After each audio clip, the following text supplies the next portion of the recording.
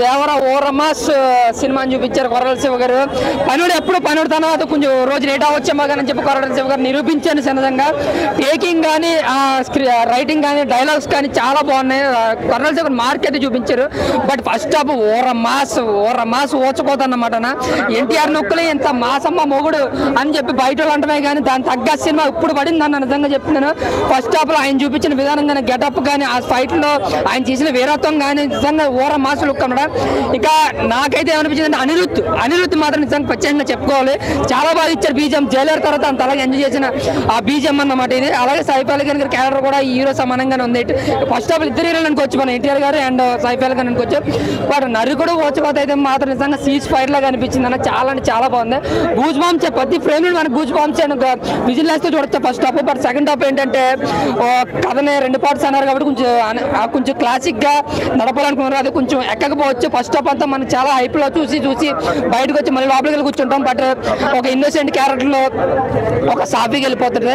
ఇంకా జాన్వీ కపూర్ అయితే కేవలం చుట్టం వల్ల సాంగ్ కోసమే తీసుకున్నట్టు అనిపించింది నాకైతే. ఆవిడకైతే పెద్దగా న్యాయం జరగలేదు. ఆ సాంగ్ లో ఆవిడ గ్లామర్ అయితే మాత్రం సూపర్ అనమాట. చాలా హాట్ గా అనిపించింది. ఇంకా చెప్తున్నాను కదా దీనికి కొరటాల శివ అయితే చాలా కష్టపడ్డాడు. రైటింగ్ లో కానీ డైలాగ్ లో కానీ తన మార్కింగ్ చూపించాడు.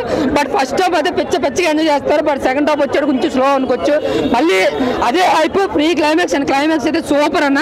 బట్ సస్పెన్స్ ఏదైతే సెకండ్ పార్ట్ కి ఎదుగుతున్నారో అదైతే నిజంగా బాహుబలి రేంజ్ లో ఉంది. ఎవరు ఏంటనేది మనకి బాహుబలికి ఎంత కట్టప్ పవర్ ఉంటుందో ఇందులో కట్టప్ పవర్ అలాగే మనం వెయిట్ చేసి బయటకు వస్తాం. బట్ సినిమా ఎక్కడ బోర్ కొట్టదు.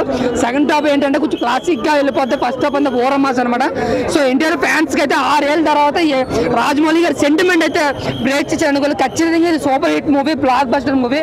ఖచ్చితంగా అన్న కంబ్యాక్ మాత్రం చాలా లేట్ అయినా సరే లేటెస్ట్ గా ఇచ్చాడు. కొరటాల శివ గారిని కూడా బట్టి ఎవరైతే తిట్టారో ఆచార్య సినిమాతో ఎవరైతే ఆయన తిట్టుకున్నారో రాశారో రాంగ్ రాత్రి ఈ సినిమాతో చాలా పొగుడుతారు.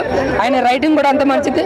సో ఆయన పనితనం ఆయనే చూపించుకున్నాడు. సినిమా అయితే బ్లాక్ బస్టర్ తాగి ఎన్టీఆర్ సినిమా మాత్రం మిచ్చి పడేసిన చూస్తున్నా ఎంత గోల ఉంది. సినిమా చూసినా మాత్రం పెద్ద పండుగ చేసుకుంటారు. ఇలాంటి సినిమా ఎప్పుడు చూడలేమన్నా. సినిమా మాత్రం పెద్ద బ్లాక్ బస్టర్ అని చెప్పొచ్చు. ఎందుకంటే ఈ సీన్స్ అసలు ఫస్ట్ తండ్రి క్యారెక్టర్ చేశారు ఎన్టీఆర్ గారు. ఆ సీన్ లో చూస్తే మాత్రం మైండ్ బ్లోన్ నిజంగా చెప్తున్నా. ఫస్ట్ లో మొత్తం లుంగి కడతాడు. ఇంటర్వెల్ దాకా లుంగి పోవాలన్నా అంత బాగా యాక్టింగ్ చేసి లుంగి మీద మాత్రం ఎన్టీఆర్ మాత్రం మస్తు అనిపించింది. ఫస్ట్ సాంగ్ ఉంటేనా అలా మాత్రం డాన్స్ ఏం చేసిన మళ్ళీ మెగాస్టార్ అనిపించింది. నాకు డాన్స్ చేస్తుంటే ఏం స్టెప్స్ చేసిన నా డాన్స్ మాత్రం ఎన్టీఆర్ అని ఆ డాన్స్ కి హ్యాండ్సప్ చెప్పాలి. నాకు తెలియదు డాన్స్ అంటే బాగా ఇంట్రెస్ట్. డాన్స్ మాత్రం చాలా బాగా చేసిన. ఇంకోటి చుట్టమల్లి సాంగ్ కొడుకు సాంగ్ ఉంటుంది. మళ్ళీ సెకండ్ కొడుకుంటాడు అలా ఆయన కూడా సాంగ్ డాన్స్ బాగా చేసిండు. ఇంకోటి హీరోయిన్ కూడా చాలా బాగా చేసిండు యాక్టింగ్. అంటే ప్రతి ఒక్కరు శ్రీకాంత్ కానీ సైఫ్ అలీ ఖాన్ మేము చెప్పాలంటే సైఫ్ అలీ ఖాన్ యాక్టింగ్ ఇలా ఫైట్స్ ఫస్ట్ ఫైట్ ఉంటుంది ఇద్దరిది ఎన్టీఆర్ది సైఫ్ అలీ ఖాన్ ఫైట్ ఉంటుంది. ఆ ఫైట్ చూస్తుంటే మాత్రం మైండ్ బ్లోన్ చెప్పాలంటే చాలా బాగుంది. కొంతమంది ఏమంటారు సినిమా ఏమున్నా సినిమా గిట్లుంది అంటారు. ఏమైనా సినిమా ఎందుకు అర్థం కాదు. ఒక ఊరి కోసం త్యాగం చేస్తాడు తండ్రి, ఒక ఊరి కోసం కొడుకు త్యాగం చేస్తాడు. అది అర్థం చేసుకోరు. అంటే సినిమా ఒక ఊరు బాగుండాలని వాళ్ళు త్యాగం చేస్తారు. అంతేగాని సినిమా బాగాలని కొంతమంది అంటారు. అలాంటి వాళ్ళకి సినిమా చూడమని చెప్పండి కరెక్ట్. మళ్ళీ ఇంకోసారి సెకండ్ పార్ట్ మళ్ళీ ఉంది. సినిమా చూసాక ఎప్పుడు మెసేజ్ ఉంటుంది. అదే ఫస్ట్ కేజీఎఫ్ ఫస్ట్ వాళ్ళు అర్థం కాలేదు. అదే బాహుబలి ఫస్ట్ అర్థం కాలేదు. తర్వాత సెకండ్ పార్ట్ అప్పుడు అర్థమైంది. ఈ సినిమా చూసి సెకండ్ పార్ట్ వచ్చినాక పెద్ద బ్లాక్ బస్టర్ అవుతాయి. సినిమా మాత్రం ఎక్కడ బోర్ లేదు. ఈ సినిమా చూసాక చెప్పండి సినిమా మాత్రం సూపర్. జై ఎన్టీఆర్. ఇప్పుడే దేవరా చూసి వస్తున్నా. మూవీ మాత్రం చాలా హై ఇచ్చింది. హైలోంచి ఇంకా బయటికి రాలేకపోతున్నా. ఇంకా నాకు ఆ సముద్రం చుట్టూ ఉన్న ఫీలింగే ఉంది. ఎందుకు అంటే కొరటాల శివ గారు ఆయన అన్నట్టే ఆ ప్రపంచంలోకి తీసుకెళ్లగలిగారు. మూవీ కొంచెం స్లోగా స్టార్ట్ అవుతుంది. ఫస్ట్ హాఫ్ నేను ల్యాగ్ అని చెప్తా, కానీ అంత ల్యాగ్ కాదు, ఓకే మేనేజబుల్. అంటే స్టోరీ కొంచెం స్లోగా తీసుకెళ్లి ఇన్వాల్వ్ చేయడానికి టైం పట్టింది. వన్స్ ఇన్వాల్వ్ అయ్యాక మాత్రం చాలా బాగుండింది. ప్రీ ఇంటర్వెల్ బ్యాంగ్ అనేది చాలా బాగా తీశారు. అండ్ ప్రీ క్లైమాక్స్ కూడా చాలా బాగా కుదిరింది. సాంగ్ ఫియర్ సాంగ్ అనేది మీకు మొత్తం ఒకటే స్ట్రెచ్ లాగా మనం ఆడియో వింటున్నట్టు రాదన్న. పార్ట్ గా బిట్ గా సీన్ కి తగ్గట్టు వస్తూ ఉంటది.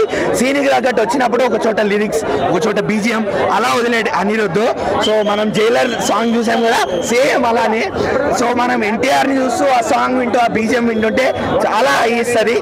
పైగా విఎఫ్ఎక్స్, డార్క్ నైట్ లో ఫైట్స్, వెన్నెల రాత్రి అంత వెళ్తురు, ఓన్లీ వెన్నెల రాత్రి మనకి ఆ వెన్నెల వెలుగు తప్ప ఇంకేది కనిపించదు.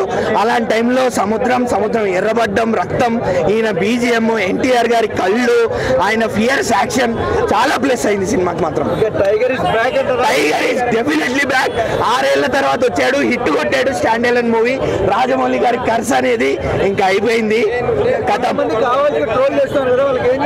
సినిమాలు చూడకండి భయ్య, మీరు కావాలని ట్రోల్ చేస్తుంటే సినిమాలు చూడకండి, వేరేది ఏదైనా చేసుకోండి అంతే తప్ప మీకు కమర్షియల్ మూవీలో హీరోయిన్ కి ఎక్కువ రోల్ ఉండట్లేదు.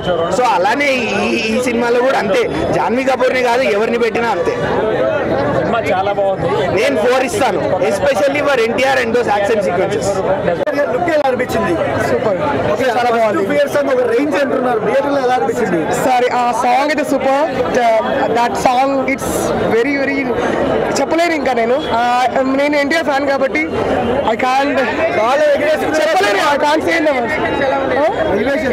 చాలా బాగుంది. కాలు ఎగిరేసుకున్న సినిమా చాలా బాగుంది. చాలా బాగుంది. చాలా ఒక మంచి పెద్ద ఇన్సిడెంట్ చెప్పుకోవచ్చు ఇండస్ట్రీకి. ఒక ఫ్యాన్ కొన్ని పోస్టర్స్ ఏదైతే రాజమౌళి గారి సెంటిమెంట్ ఉందో ఖచ్చితంగా బ్రేక్ అయింది. చాలా బాగున్నాయి.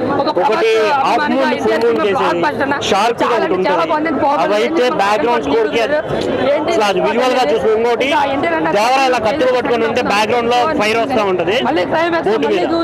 అవి కొన్ని పిక్చర్ అవి కెమెరా వర్క్ కావచ్చు, కొన్ని విజువల్స్ కావచ్చు, వేరే లెవెల్. బ్యాక్గ్రౌండ్ స్కోర్ అనేది మాత్రం చించి దింగాడని చెప్పాలి, డైరెక్ట్ వేరే లెవెల్ బ్యాక్గ్రౌండ్ స్కోర్. కానీ స్టోరీని ఎంత లాగాలో అంత లాగితే బాగుండేది, లాక్కొని పోతనే ఉన్నాడు. అంత లాగడం వల్ల సినిమా దొబ్బిందనే ఫీలింగ్ వచ్చింది నాకైతే. ఓన్లీ వన్ మ్యాన్ ఎన్టీఆర్ గారు తప్ప ఇంకా వేరే చూసేదాన్ని ఛాన్స్ లేదు. ఇంకొకటి ఎన్టీఆర్ గారు ఫ్యాన్స్ యావరేజ్ అని చెప్తున్నారు వీడియోస్ పెట్టి. అదే చెప్తున్నాను బ్రో, నేను నాకైతే నచ్చలేదు. ఇప్పుడు నాకు నచ్చిందల్లా ఏంటి అంటే ఎన్టీఆర్ గారి యాక్టింగ్, మెయిన్గా ఎన్టీఆర్ గారి యాక్టింగ్, తర్వాత కెమెరా వర్క్, విజువల్స్ అయితే పీక్స్ అన్న. ఆ ఎడిటర్ ఎవరు చేశాడో తెలియదు కానీ ఉమ్మేశాడు. కొన్ని ఫైట్స్ పర్టికులర్ ఏళ్ళ మీద చెప్పేసుకోవచ్చు.